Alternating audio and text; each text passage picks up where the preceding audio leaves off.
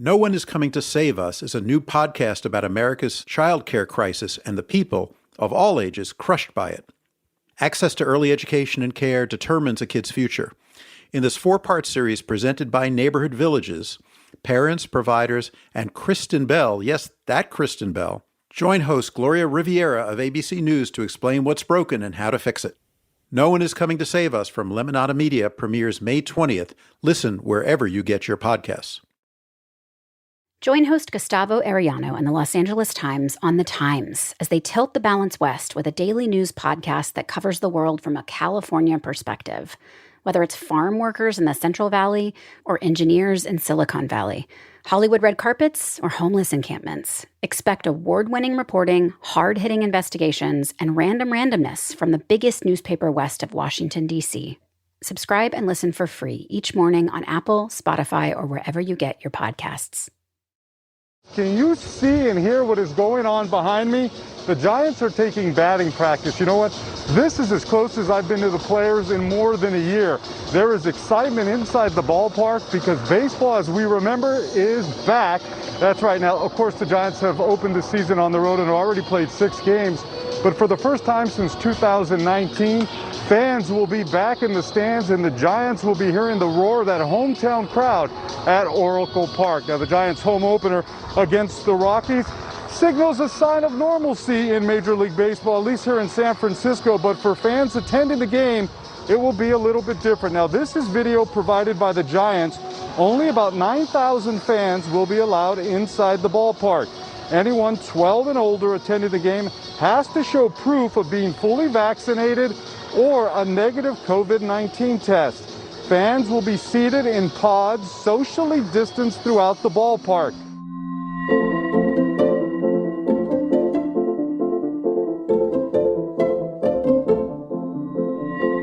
Welcome to In the Bubble. I'm Dr. Bob Wachter. That was sportscaster Anthony Flores, and yes, in fact, baseball is back. It's much more normal than last year, no more cardboard people in the stands, but as you'll hear, at least here in San Francisco, it's not quite back to normal. We wanted to talk about sports. We haven't done that for about 6 months, and I thought it'd be great to call in an old friend, Larry Baer, who's the president and CEO of the San Francisco Giants, one of the great franchises in Major League Baseball. I grew up taking the Long Island Railroad and subway to Shea Stadium to watch the New York Mets, and had a chance to relive that when my older son fell in love with baseball, the first time he saw a game at the old Candlestick Park. And then he spent much of his time in high school taking the Muni to sit in the bleachers, cheering on Barry Bonds and company, and watching the Giants win a few World Series.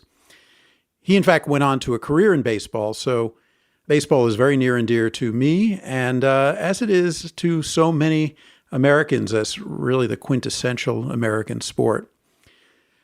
Because of that, seeing it go away in early 2020 was painful, and seeing it come back in late summer, even this in that diminished form with the cardboard people, was important on our path to recovery. And seeing it back this year with crowds, even in many places smaller crowds, is really terrific.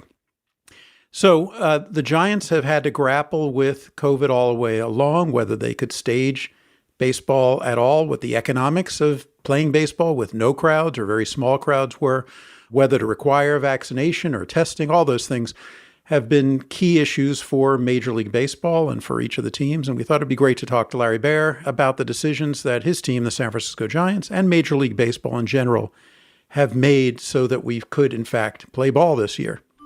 So with that, let us call up Larry Baer.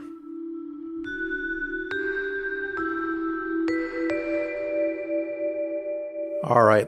Ready to go? Ready to go. Fantastic. Well, first of all, Larry, thank you for coming on. You're in first place. Congratulations. It's funny. I will give you our breakdown of a baseball season for any folks that are interested. And that is 162 games, first 50 games, see what you've got. Next 50 games, do something about it because that comes up upon the trade deadline. And then the last 62 games, play like heck. So right. That gets you to 162. So we're obviously feel good that we're off to a good start, and we just have to keep monitoring and tweaking, and let's see where we end up. Yeah, well, you got something. We're going to talk about COVID mostly. So let's talk about 2020 first. What were the biggest and hardest decisions you guys had to make in 2020 about COVID?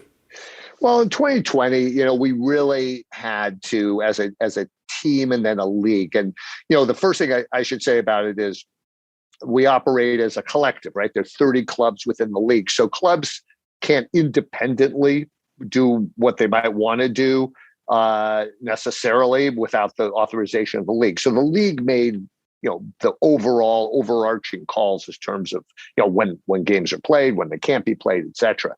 But within that, each club had to, within its own jurisdiction, come up with a set of rules that would overlay upon MLB, Major League Baseball. So without getting into all the complications, just the general take on 2020 is that while it was a shortened season, I felt that Major League Baseball and the clubs, really were able to operate responsibly, meaning a short season, no fans, except in the very end at the postseason in Texas, but no fans in the 162 game regular season.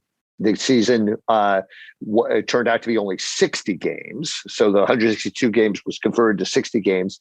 And I believe that, that while there were a couple of team outbreaks that had games canceled, we got all 60 games in and kept everybody safe. So in the teeth of the pandemic, I think we did about as well as we could, and we provided entertainment through television and radio to the fans that I hopefully provided a sense of solace and calm and enjoyment at a very tough time. Definitely was. How close was it to there being no season last year? Was that, and how contentious were the internal debates about that? Well, there were a couple things. One is that the commissioner had to make a call on whether we could have any type of legitimate season. So 10 games wouldn't be legitimate, right?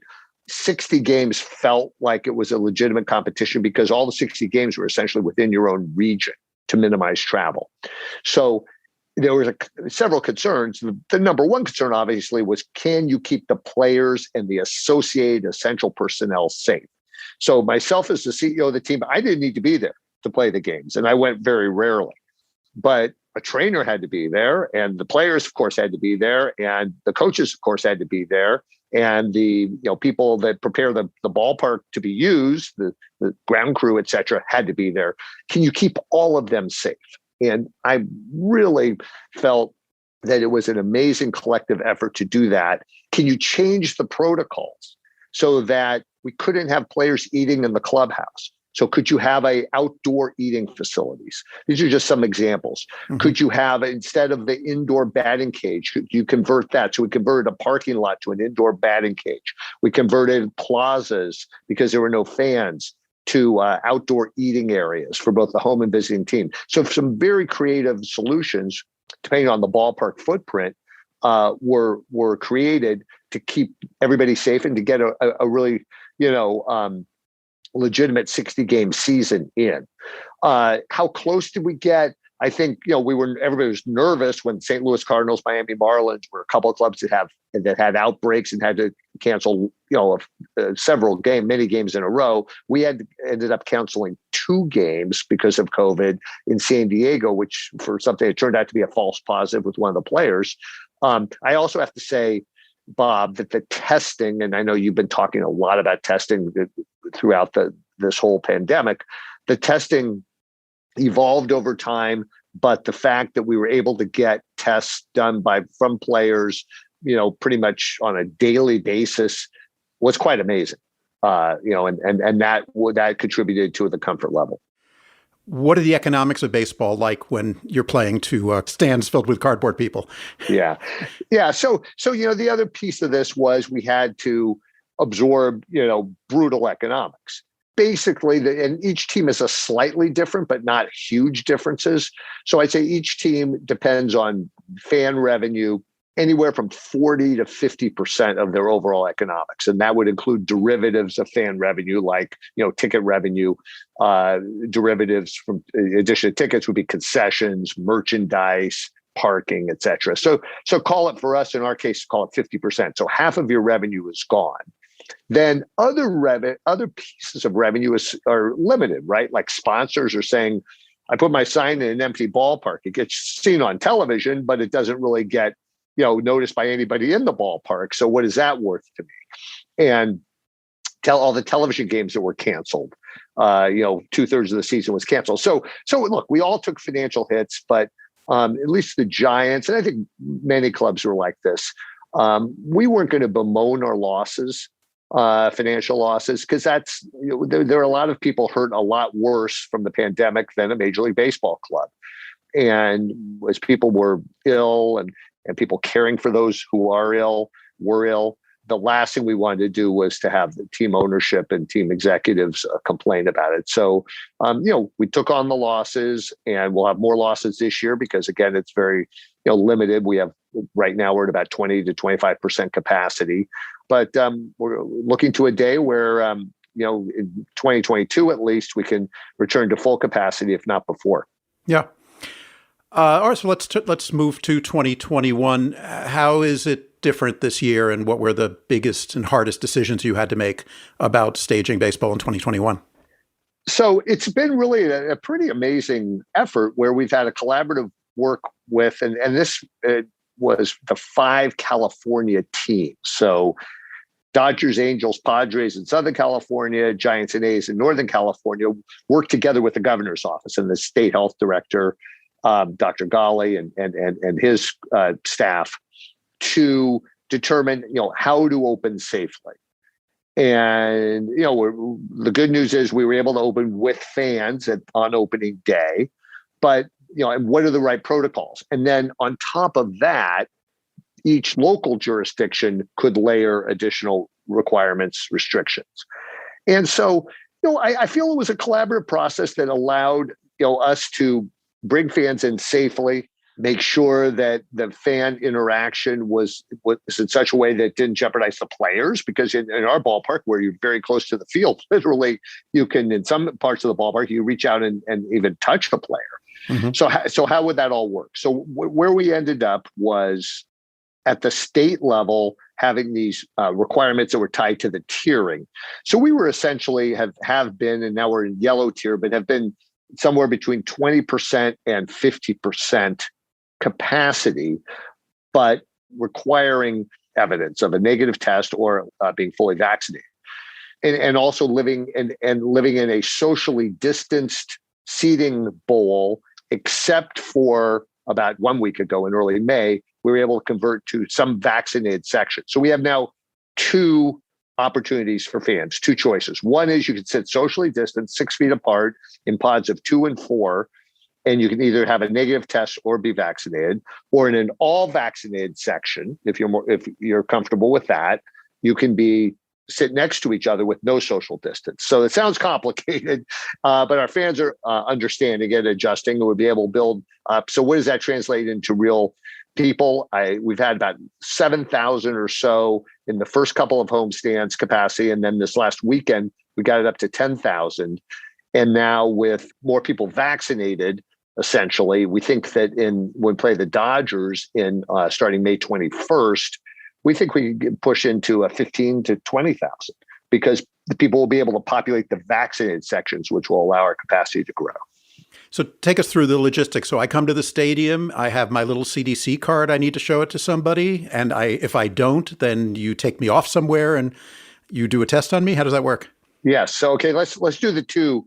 The simplest is if you're vaccinated, you come and you can show your actual card, your old school physical card, or you can show a picture of your card. You have to obviously have ID to show that the card, if it's a mobile phone picture of the card, then you just have to show that you are who you are. You are, Bob Wachter, and then you go into the vaccinated section. You'll get a wristband, and we try to keep the people in the vaccinated section in that general area, for concessions, et cetera. And you'll have a wristband. If you're in a socially distanced seating area, which is pods of 2 and 4, you can have, the way we've been operating is you could be either vaccinated or have a proof of a negative test. Okay. That restriction is still being discussed for for the next homestand, whether those restrictions in the socially distanced area where you're 6 feet apart from everyone, that is being reviewed right now. So I don't have an update for you, but that's being reviewed by the city of San Francisco, that restriction. That was a city health director requirement that we've been under, and it's being reviewed. Okay.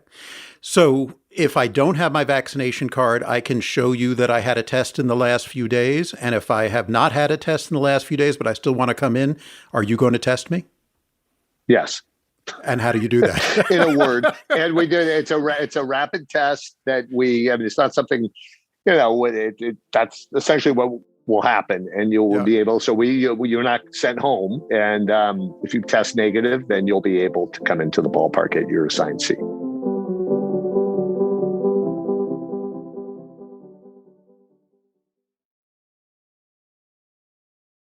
If you like this show, check out No One Is Coming to Save Us, a new podcast from Lemonada Media about America's child care crisis and the people of all ages crushed by it.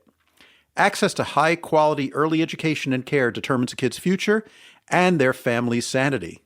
Laugh, cry, be outraged, and hear solutions in this 4-part series. Hosted by Gloria Riviera of ABC News, parents, teachers, and Call It Like It Is correspondent Kristen Bell, yes, that Kristen Bell, reveal how we can create the care system we so desperately need and deserve. Because guess what? The system doesn't work for anyone. Most parents can barely afford care, and centers can barely afford to pay a living wage. No one is coming to save us, so it's time to save ourselves. No One Is Coming to Save Us premieres May 20th. Listen wherever you get your podcasts. Join host Gustavo Arellano and the Los Angeles Times on The Times as they tilt the balance west with a daily news podcast that covers the world from a California perspective. Whether it's farm workers in the Central Valley or engineers in Silicon Valley, Hollywood red carpets or homeless encampments, expect award-winning reporting, hard-hitting investigations, and random randomness from the biggest newspaper west of Washington, D.C. Subscribe and listen for free each morning on Apple, Spotify, or wherever you get your podcasts.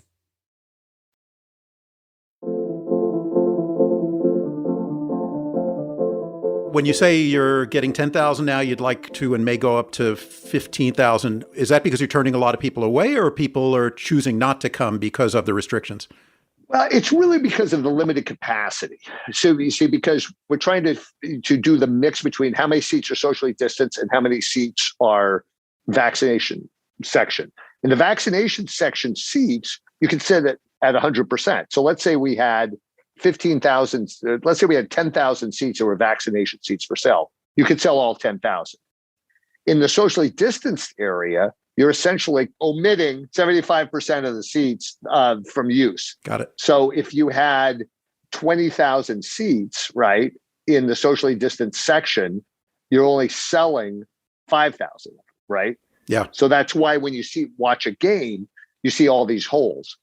So we're trying to get the mix right. And, this is all on a path because, we're following the tiered system, and we're also now following what the governor is saying that June 15th, things are going to open up. I have to say hats off to all the officials, both state and local, who have, gotten us to the point where we have such low levels in San Francisco. And there's a combination of factors, right, that go into it in terms of hospitalizations and case rates, and also some equity issues as to where the cases are. That's all put into the formula that develops a tier. It's also what the city health officials look at. But, I think if we continue to act responsibly, we're going to get to a point where we'll be able to pull even these restrictions. That's our hope, but we don't want to jump the gun, and we're going to stick with the guidance of the local health officials who have deserved credit for getting us at very good levels. Yeah.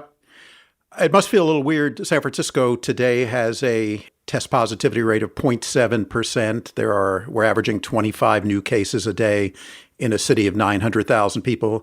It must feel a little weird to have the restrictions that you're operating under and then look at other stadiums around the country that are doing worse COVID-wise and yet are fully open. How are you dealing with that? Yeah, we had in Texas on opening day while we were, trying to figure out a way to shoehorn our capacity to 7,500 or so. In Texas was 100%. 100% capacity, 40,000 people. So different restrictions, different state and local provisions. But again, it's kind of like, bemoaning the financial losses. There has been a lot of pain and suffering. Things are really good now here relatively. And we just think that, like other institutions, restaurants, bars, schools, and especially being outdoors, we think we're on a path that and kind of June 15th has been it seems to be targeted by everyone, in the state and hopefully the city needs to review it, that, we get to June 15th and we're going to feel pretty good about the world locally. And, and we're certainly open to other provisions that, whether it's masks or whatever, but we really want the fans want to be back.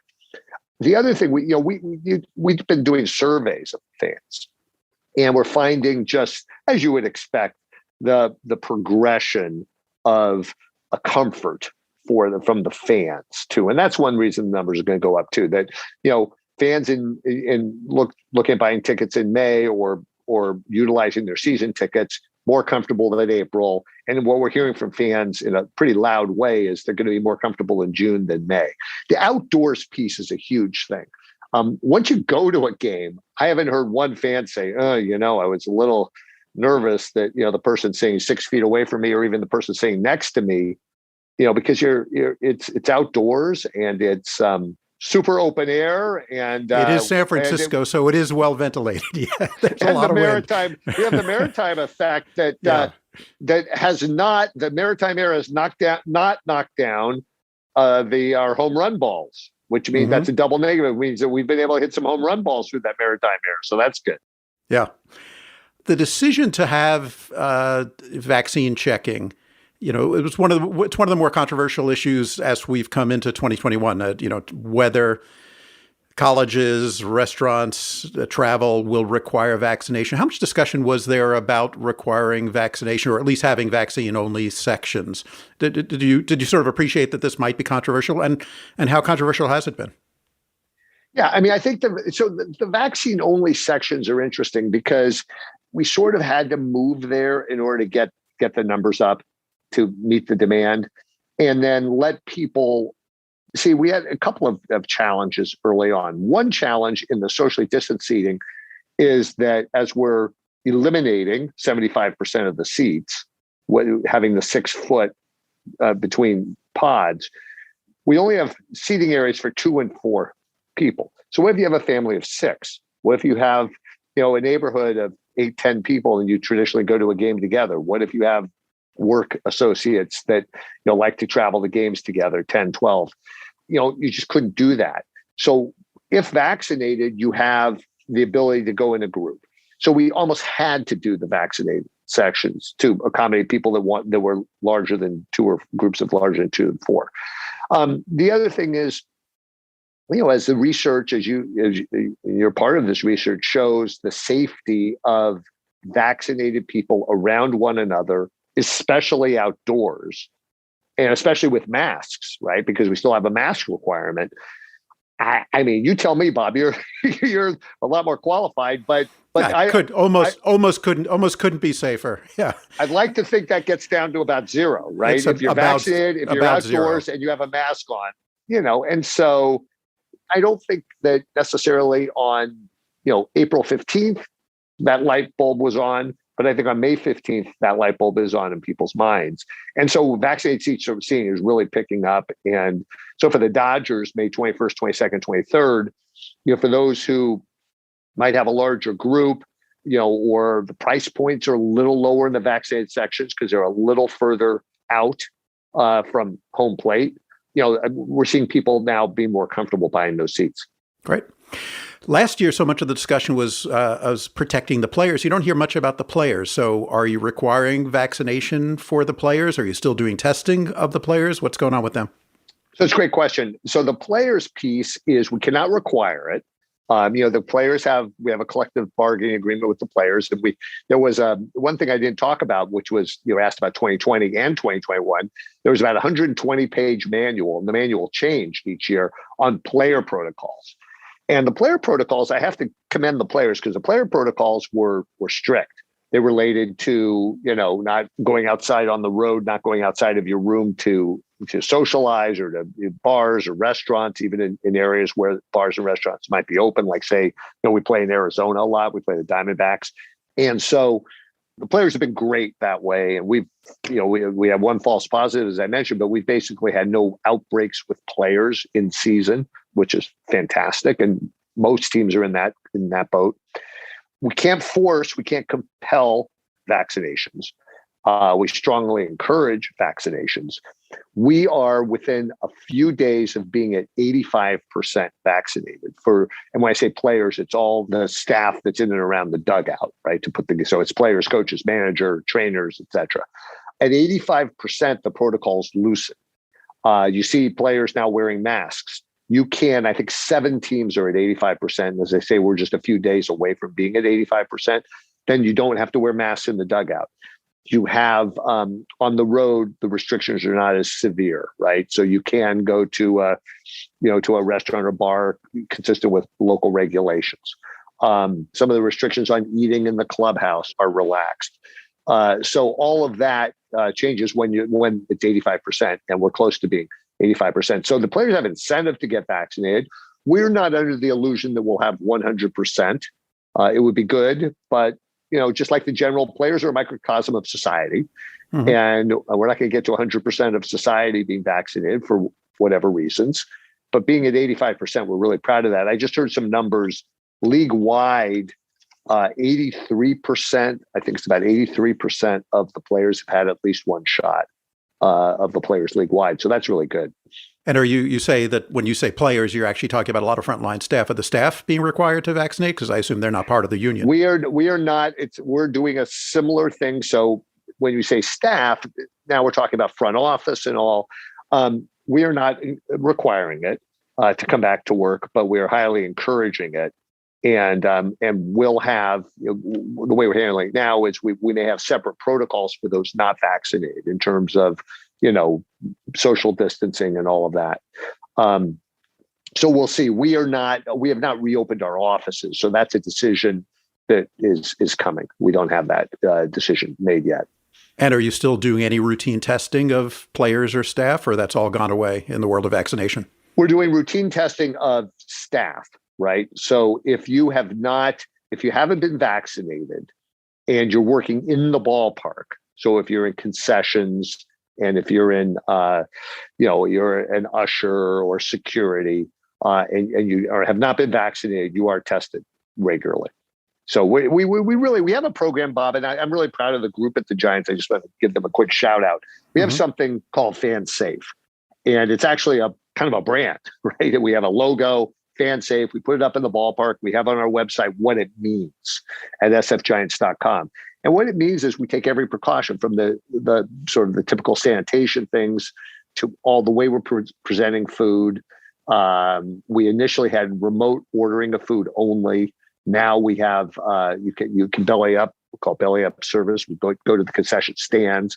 We don't have all the stands open. We have social distancing and lines to get in.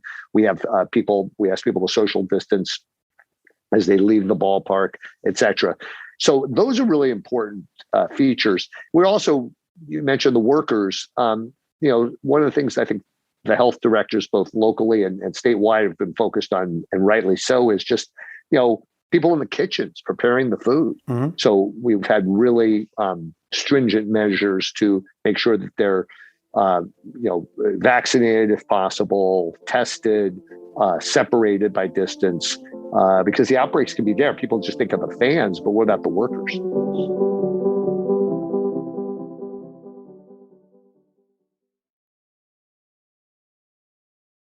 Listeners, I'm deeply excited to tell you about a podcast I know you'll love as much as I do, Last Day. The award-winning, critically acclaimed show is made by Lemonada Media, the same people who make this show. It's a riveting series that zooms in on the last day of someone's life and then zooms out to view the larger, deadly influences that led them there. The series is hosted by Stephanie Whittleswax, who lost her own brother, comedian Harris Whittles, to an overdose. Season 1 focuses on the opioid crisis, while Season 2 takes a hard look at suicide and mental health.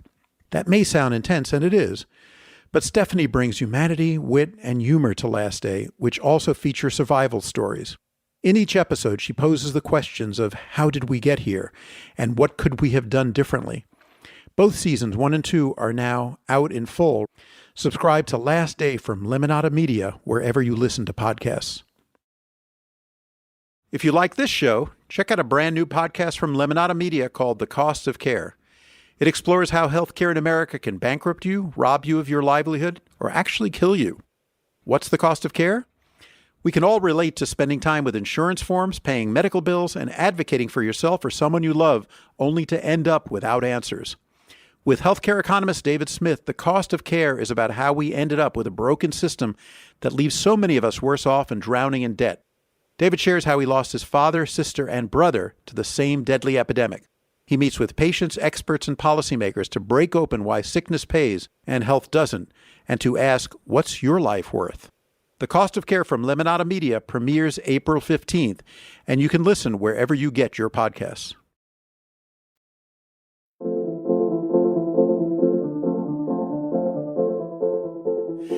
The team is, they're celebrities. That's an iconic part of the city. Is the team doing anything to try to encourage people to get vaccinated?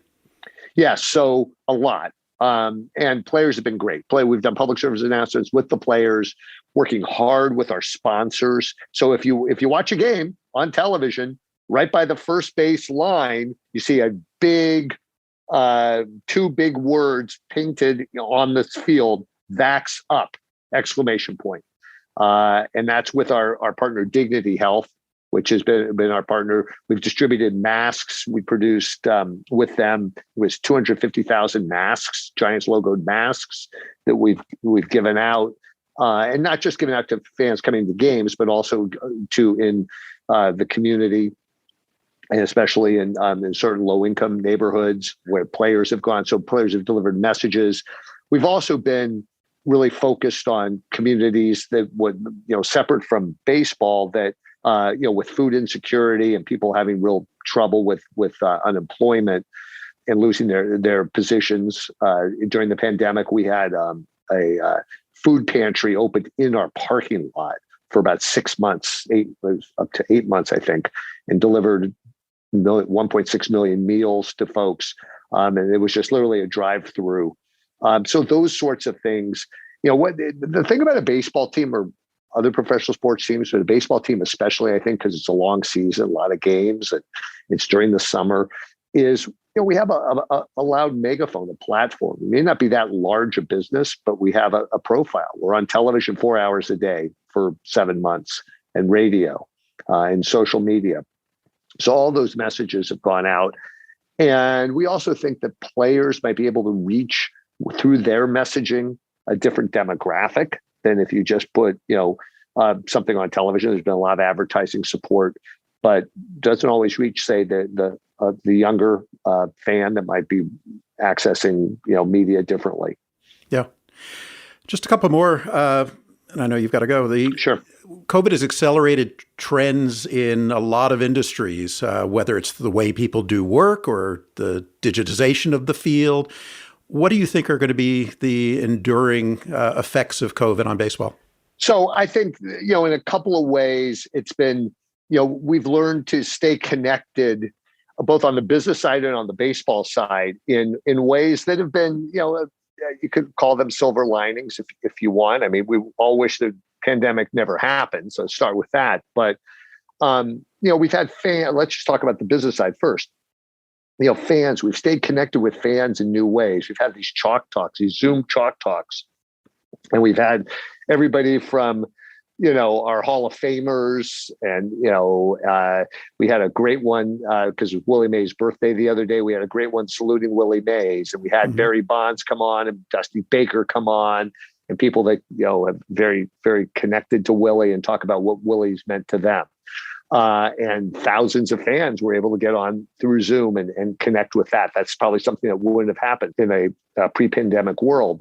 So the connectedness with our fans, the connectedness with our community. So we've had community leaders come on and meet with members of the Giants organization and also our fans. The connectedness within our front office. So meetings are much more efficient, commute, et cetera. The question that's out there, are we going to 5 days a week work, 4 days, 3 days? We're like other businesses. One big thing is we put on events. So we will have a higher proportion of folks, I think, being in the office or being in and around the office when we come back.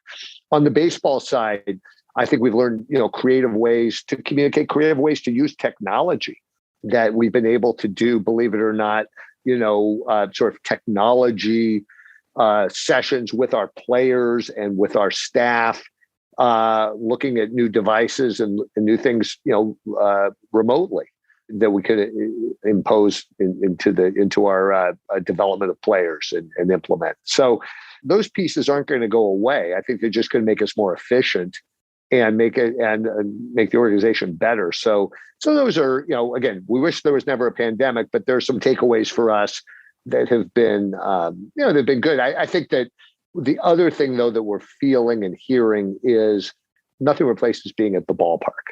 Yeah. So all the remote access to the Giants for the games themselves, there is a roaring 20s kind of feel. I think that people want to be in the ballpark, having a hot dog and a beverage. People want to be cheering for the players, and the players too. It was a hollowed out experience last year having no fans. Yeah. Very empty. Yeah, maybe that brings me to my last question. As you know, my son works in baseball, yes. And he saw Bond's first home run into the Bay when he was, I think, 9 or 10, and his eyes lit up and said, "This is what I want to do." It has a special meaning in America. As you've been making your decisions last year and this year, how much was that on your mind, that this is not just a game and not just a business, but there's something iconic about baseball and its place in American culture? A lot, Bob. And I think it boils down, and this is it's a perfect connection to you and your son. I grew up going to baseball games.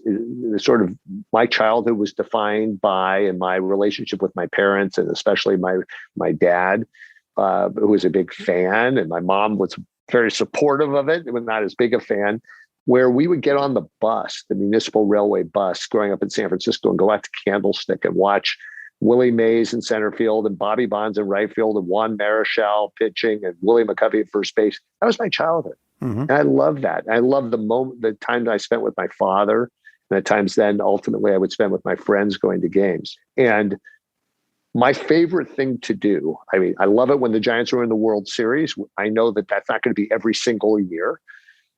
But what gives me the joy, and I think what gives all of us the fulfillment, is to see mothers and sons and fathers and daughters and grandparents having that shared experience, and couples and brothers and sisters and work associates and people on date night. And it's the communal spirit, and we lost that last year in 2020. And when we lost it, we saw how overwhelmingly powerful it is to have that sense of community, within a ballpark where you're with your family or friends or even with strangers.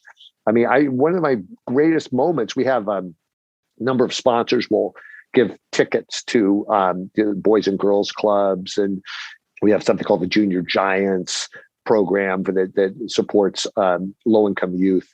And you see high fives. You might be sitting next to somebody who is 17 years old and lives in Visitation Valley, and you might be an executive in downtown San Francisco, and Buster Posey hits a home run or Johnny Cueto strikes somebody out, and you see them high-fiving each other, complete strangers, from very different worlds. That's what is the essence of our game. Yeah, well, so glad it's back, and glad the Giants are doing well. And thank you for taking the time and talking with us. It's been a fascinating couple of years, and you've managed it incredibly well, given all the curveballs. Well, thank you, Bob. And I have to say that the Wachter threads, Twitter threads, have helped us educate the Giants, and educate the community, the larger community, incredibly well. So thank you for all the contributions of you and everybody on the front lines. Obviously, we would not be in the good momentum position we're in without your incredible work. So thank you. Thank you. Really appreciate that.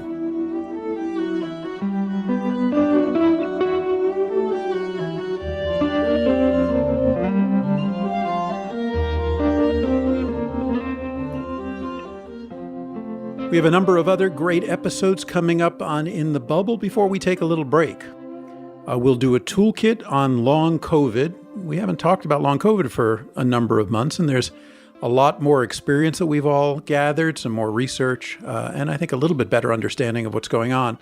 We'll talk to Lakshmi Santosh, who is a pulmonary physician at UCSF and runs our long COVID clinic, as well as NYU's Jennifer Frontera, who's a member of the WHO Brain Health, Neurology, and COVID-19 Forum, and an expert on some of the neurological manifestations of COVID. We'll also talk to Justin Sutherland, who's a celebrity chef and a restaurant owner, and he's going to talk about another industry that was battered by COVID and is coming back, just like baseball. That's the restaurant industry. And then we'll take a little bit of a break for a few weeks, and then we will retool. Andy Slavitt is going to finish up his White House stint, as was promised in the beginning, and we'll come back to take over hosting the show in mid-June. And I look forward to welcoming Andy back and to regaining my rightful place as a loyal listener to this wonderful show. So until then, you have a few more episodes with me. Please stay safe, get vaccinated, and I look forward to talking to you soon. We're a production of Lemonada Media. Chrissy Pease and Alex McGowan produced our show. Our mix is by Ivan Kuryev. Jessica Cordova-Kramer and Stephanie Whittleswax executive produced the show. Our theme was composed by Dan Molad and Oliver Hill, and additional music by Ivan Kuryev. You can find out more about our show on social media at In the Bubble Pod. Until next time, stay safe and stay sane. Thanks so much for listening.